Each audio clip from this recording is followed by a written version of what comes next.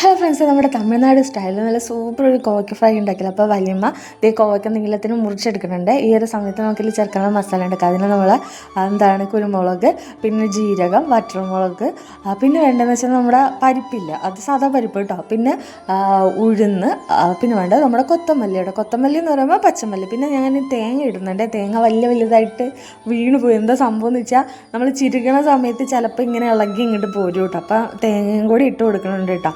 എന്നിട്ടത് നന്നായിട്ടൊന്ന് വറുത്തെടുക്കണേ.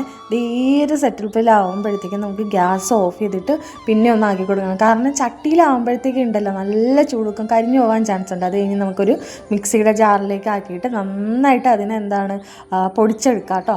ഈ ഒരു സമയത്ത് നമുക്ക് ചട്ടിയിലേക്ക് ആവശ്യത്തിന് എണ്ണ ഒഴിച്ചിട്ട് എണ്ണ ചൂടായിട്ട് വരുമ്പോൾ നമ്മൾ കടുക് പൊട്ടിച്ചെടുക്കണം കേട്ടോ. അതിലേക്ക് നമ്മുടെ കറിവേപ്പിലയില്ലേ, ആ ഒരു സാധനം മാത്രം ഇട്ടാൽ മതി കേട്ടോ. അത് കഴിഞ്ഞിട്ട് നമ്മൾ കോവയ്ക്കയും കൂടി ഇട്ട് കൊടുക്കണം. ഇനി വേറെ ഒന്നും ഇട്ട് കൊടുക്കണ്ടേ. പിന്നെ ഇതിന് ആവശ്യത്തിനുള്ള ഉപ്പും പിന്നെന്തിട്ടാണ് നമ്മുടെ കായപ്പൊടിയില്ലേ, അതും കൂടി ഇട്ട് കൊടുക്കുന്നുണ്ട് കേട്ടോ.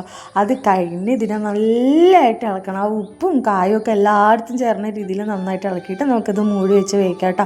എന്നിട്ട് ഇടയ്ക്കിടയ്ക്ക് ഇതേപോലെ മൂടി തുറന്നിട്ട് നമുക്ക് നന്നായിട്ട് ഇളക്കി കൊടുക്കണം. ഇല്ലെങ്കിൽ ഉണ്ടല്ലോ ചട്ടിയായ കാരണം അടി പിടിച്ച് പോകാൻ ചാൻസ് ഉണ്ട്. എന്നിട്ട് പിന്നെയും മൂടി വെക്കാം, പിന്നെ ഇടയ്ക്കൊന്ന് തുറന്ന് നോക്കുക, അങ്ങനെ കേട്ടോ. ഇടയ്ക്കിടയ്ക്ക് ഇളക്കി കൊടുക്കണം. എന്നിട്ട് ഈ ഒരു പരുവാവണ സമയത്ത് ഞാൻ കാണിച്ചു തരാം. നമ്മുടെ ഈ കോവയ്ക്കയിൽ ആ തൊലിയുടെ ഭാഗം വന്നിട്ട് ഒരു മഞ്ഞ കളറിലായി വരും കേട്ടോ. നമുക്ക് വേവണ കാണുമ്പോൾ മനസ്സിലാവുമല്ലോ.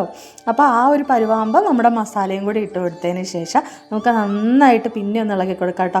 ഇളക്കി കൊടുക്കുന്ന സംഭവമൊക്കെ ഇങ്ങോട്ട് പുറത്തോട്ട് ചാടിപ്പോകും മസാലയൊക്കെ. അത് നമ്മൾ കാര്യം വെക്കേണ്ടത്, നമ്മൾ നന്നായിട്ട് ഇളക്കി ഈ ഒരു സെറ്റപ്പിലാക്കി എടുക്കണം കേട്ടോ. ഇതേ മസാലയൊക്കെ പിടിച്ച് സംഭവം സെറ്റായിട്ടുണ്ട്.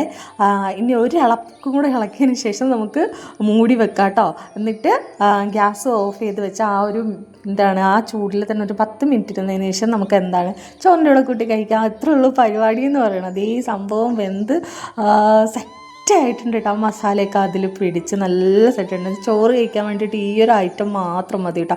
അമ്മാതിരി ടേസ്റ്റുള്ള ഒരു ഐറ്റമാണ്. നിങ്ങൾ എപ്പോഴെങ്കിലും പറ്റുകയാണെങ്കിൽ ഇത് ട്രൈ ചെയ്ത് നോക്കണം കേട്ടോ. ഞങ്ങൾ ഇടയ്ക്കൊക്കെ ഇതുണ്ടാക്കി കഴിക്കലുണ്ട് കേട്ടോ. അപ്പോൾ കുട്ടാപ്പിക്ക് ഭയങ്കരമായിട്ട് ഇഷ്ടമുള്ള ഒരു ഐറ്റമാണ്. അവനാണ് ഇവിടെ നിന്ന് കഴിച്ച് നോക്കണം. അവന് ഭയങ്കരമായിട്ട് ഇഷ്ടമുള്ള ഐറ്റം കേട്ടോ. ഇടയ്ക്ക് ഇതുണ്ടാക്കി തരാൻ വേണ്ടിയിട്ട് പറയേ. അപ്പോൾ ഇന്നത്തെ വിശേഷം എന്ന് പറയുന്നത് ഇത്രയേ ഉള്ളൂ. Tata bye.